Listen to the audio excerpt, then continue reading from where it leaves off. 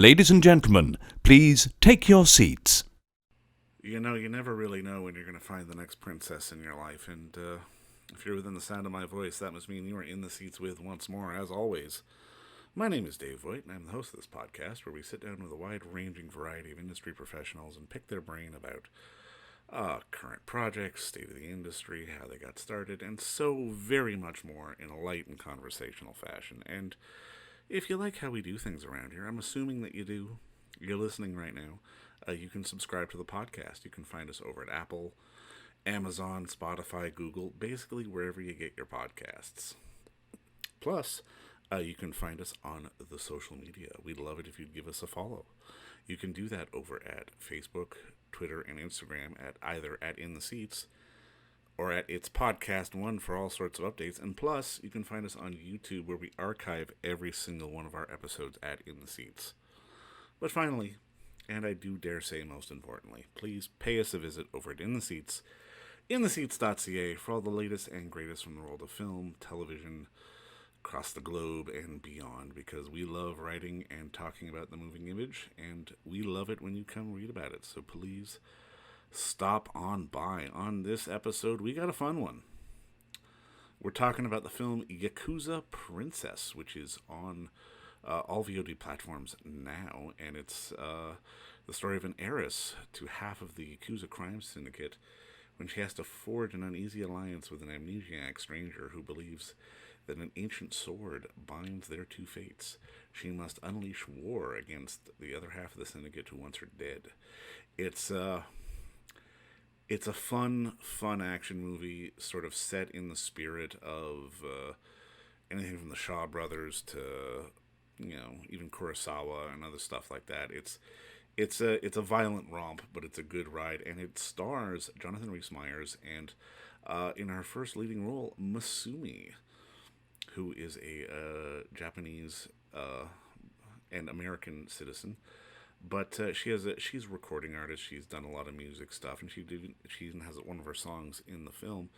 But this is one of her early forays into acting, especially in the lead role as Akemi, our sort of unlikely hero princess who has to wield the sword and start killing a bunch of bad guys. But it's a fun ride, and we had the unique pleasure of sitting down and talking with Masumi about the making of the film, how she got started, sort of music versus film, and so very much more. It was a great conversation, so I hope you enjoy that, and please go check out Yakuza Princess on VOD platforms now. All right, well, Masumi, obviously, first off, just congratulations on the movie, and thank you so much for the time today. I really appreciate it. Thank you. I appreciate it too. Now, I guess my first question is, this is your first film. Tell me how you ultimately got involved.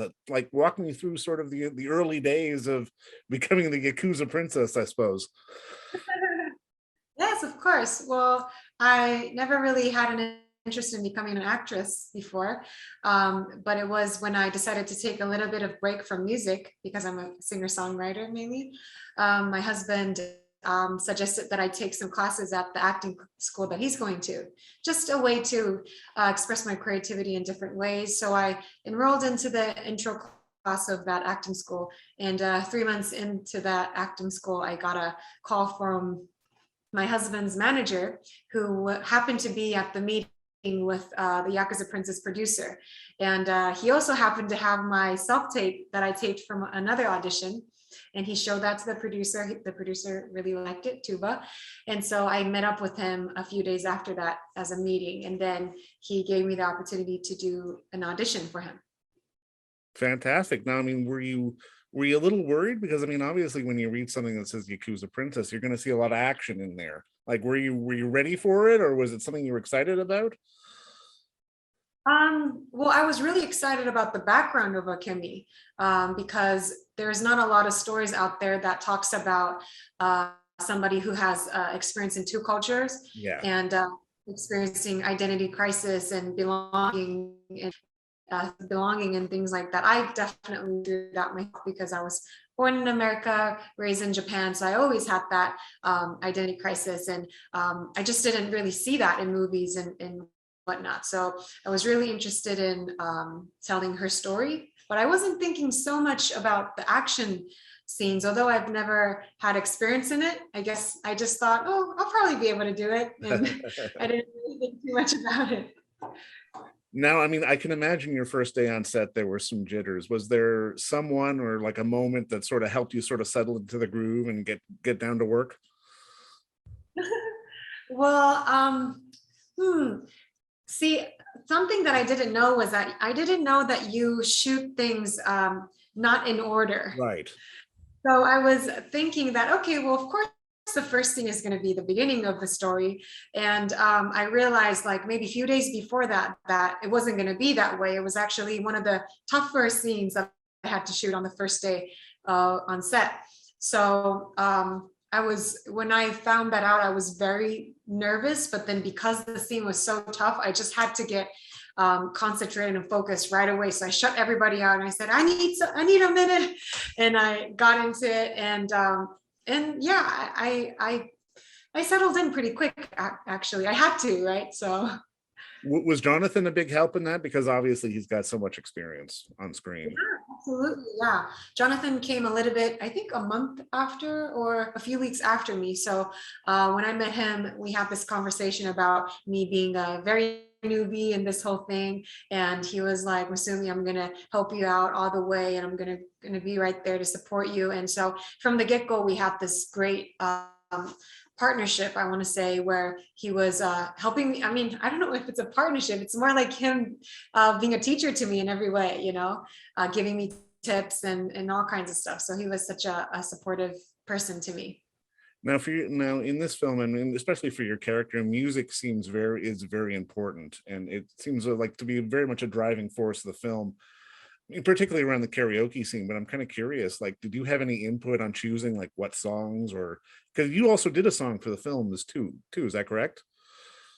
Well, they used my song Oh, they actually. used your song. Okay. Yeah. So I have this song, and they asked me if well, they asked me to show some of my songs. I showed it to them, and they really liked Run Baby Run.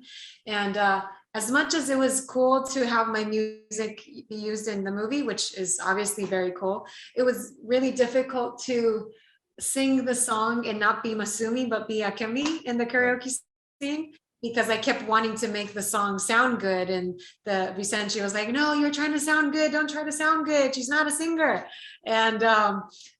And so we had to kind of tweak things a little bit, so then I don't sound like a singer. So I sound a little bit, well, worse than a singer, I guess. And I think it worked out. Do you think the whole process helped you, like maybe not being in sort of Japan or LA or California to shoot somewhere else, to really sort of be this sort of fish out of water character that you play? Absolutely. Yeah, yeah, absolutely. This feeling of like kind of always lost and always unsure. Yeah, definitely. Now, I mean, like, I'm curious, was like for you, did you have to do any sort of fight training or stunt training, or was it just a question of you get on set, then they see, can you do it or can you not do it kind of thing?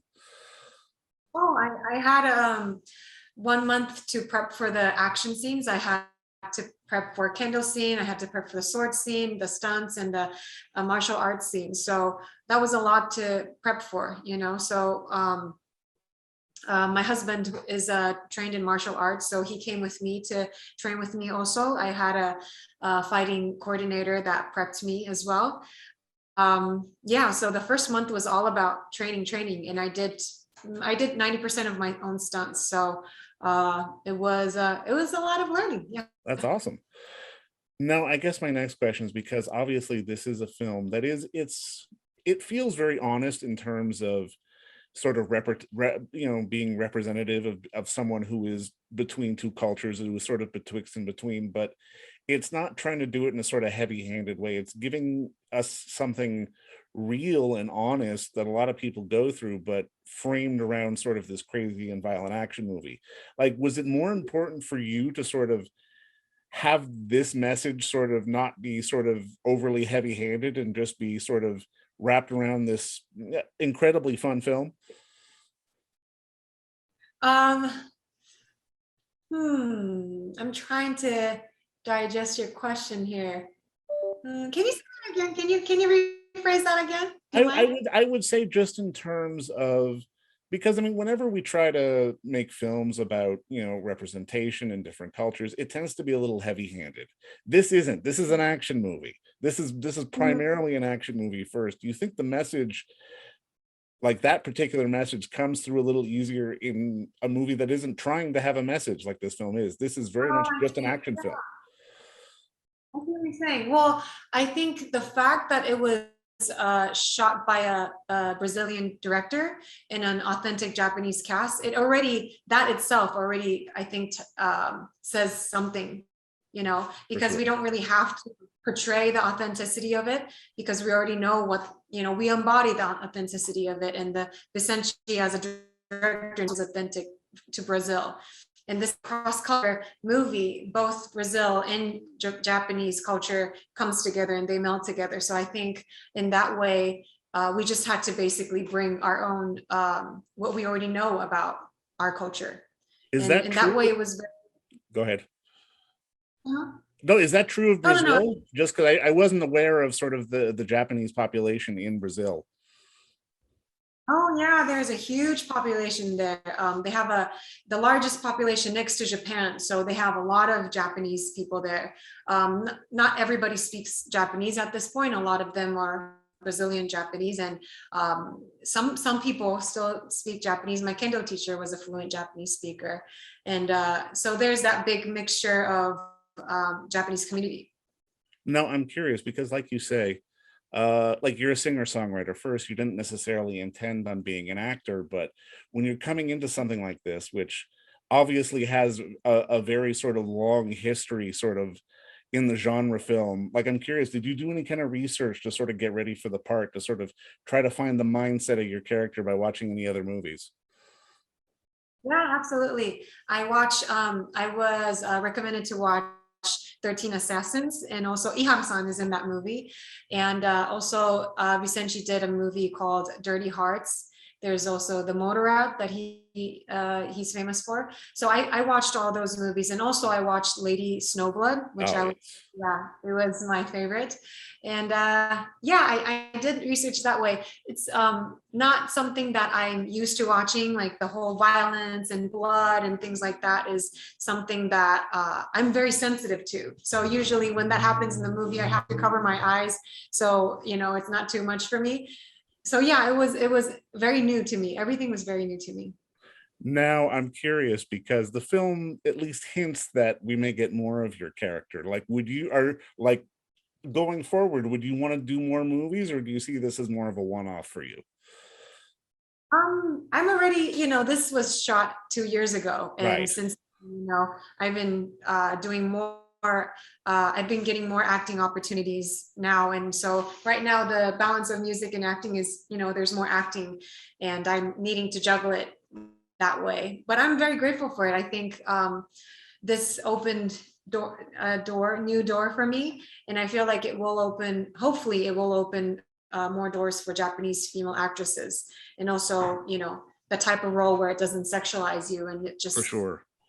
Mhm. Now I'm Yep. curious. I'm curious from your perspective, how important is it to not just be one thing or another thing, but to sort of diversify yourself, especially in this day and age, as basically a performance artist, to not just be known as a singer, but also be known as an actor, and also to be known as basically what anything else that you possibly can do.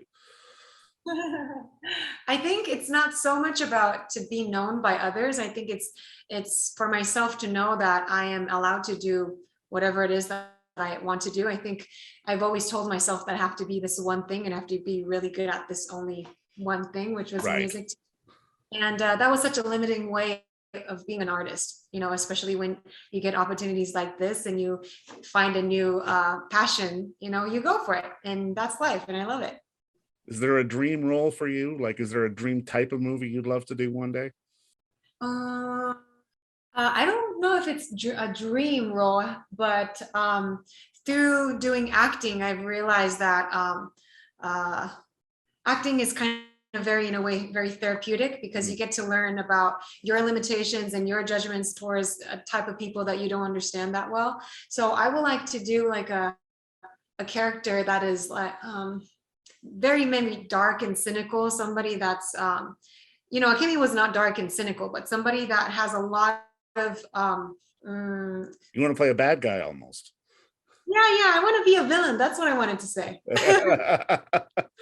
Well, I think you'd be great at it. And I mean, it's one of those things where when I was watching the film, you were really fantastic in the role and you fit the genre and the pacing of it all so well. You can definitely tell you understood the material and were really buying into it all, and you did a fantastic job. And it's a hell of a fun film, which I just absolutely loved. And I just want to say thank you for the time today. Yay, thank you so much. I'm so glad. And don't forget to visit our friends over at Bay Street Video for all your DVD, Blu-ray rental, or purchasing needs this summer, as they are still open for curbside and some mailing delivery as well. Over at 1172 Bay Street, Toronto, Ontario, Canada, you can give them a call at 416-964-9088. That's 416-964-9088. Or send them an email at baystreetvideoto@gmail.com for any of your DVD and Blu-ray needs.